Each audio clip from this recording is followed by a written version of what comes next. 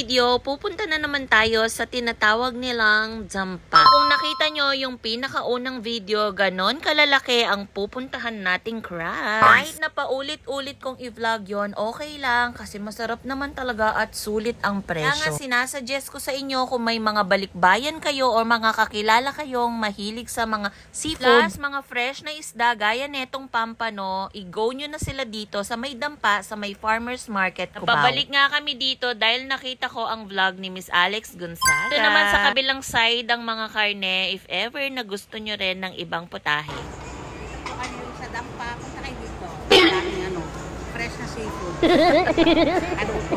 Saan? Saan? Dampa, dito sa may farmers. Cubao. Jonas. Sa may Jonas. Ito sa Jonas. Jonas Seafood.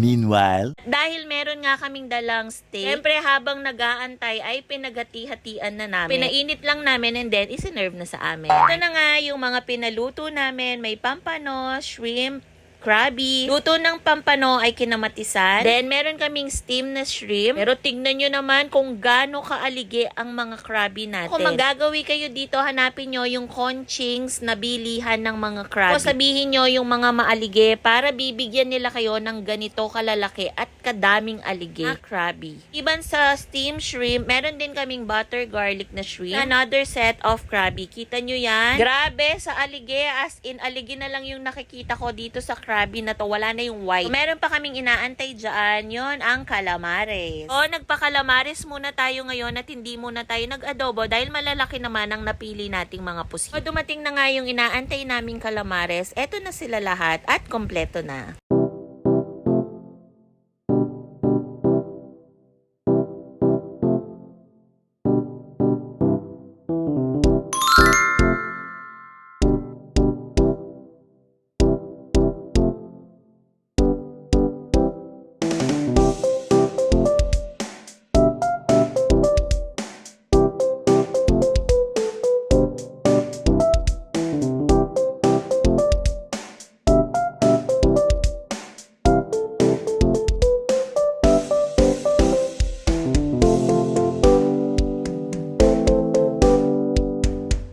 So, hindi ko na nga nabidyohan ang mga kaganapan after naming kumain. Punta pa kasi kami dyan sa Green Hills, then dumiretso na kami sa Mall of Asia. Bili kasi sila ng mga damit at sapatos para sa Pasko kung may mahanap. Anyway guys, kung may mga kakilala kayo, gumora kayo sa mga ganitong place dahil minsan lang enjoy na natin ang buhay, live your life to the fullest.